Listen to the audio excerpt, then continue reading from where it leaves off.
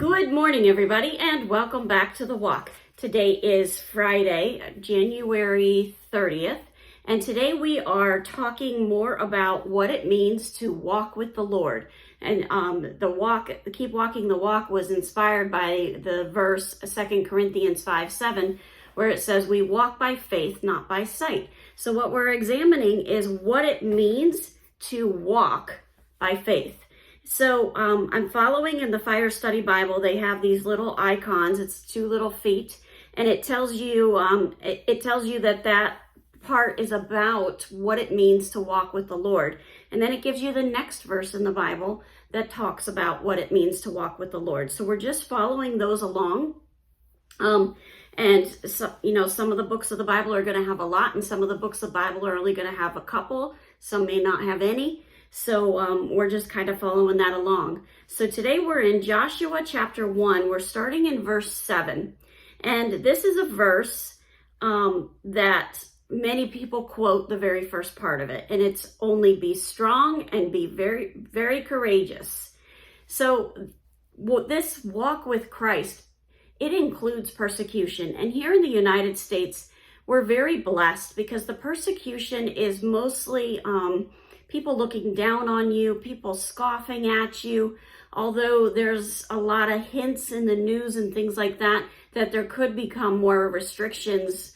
And in that case, the persecution could get quite a bit worse. But there's also places in the world where you're thrown into a prison and they don't care what happens to you. They're beating you up. They're trying to get you to renounce your faith. So one of the things that's required in this walk with Christ is that we be strong and very courageous. Let's read what the rest of it says. Being careful to do according to all the law that Moses, my servant, commanded you. Do not turn from it to the right hand or to the left, that you may have good success wherever you go. So, in the New Testament, Jesus fulfilled the law, and then he brought in that grace. So following the law is a very valuable thing because it points out our sin so that we can confess that sin and be aware of the fact that it's causing some separation in our walk with Christ. But what you need to take away from here is we need to know what this Bible says. We need to understand what this Bible says. We need to follow what this Bible says. We need to follow the teachings that Jesus gave us, because that will help us to walk with God. When we are just doing our own thing and we're getting distracted and we're straying to the left and we're straying to the right, we're not walking with God. We've got to stay focused, and that takes that strength and that courage. It's being focused even when you don't want to be focused. You're driving your mind to being focused. This book of the law shall not depart from your mouth, but you shall meditate on it day and night, so that you may be very careful to do according to all that is written in it. For then you will make your way prosperous, and then you will have good success. When we walk with Christ, we've got our nose in this book. We are studying it. We are learning it. We are wearing this book out. Unless you're using a digital Bible, and there's nothing wrong with using a digital Bible. That digital Bible is not going to wear out. But we need to really be digesting this. And that doesn't mean we're just passively reading it. Okay, I checked off my list. I read 3 chapters of the Bible, and now I'm going to go about my day, and I have no idea what I read.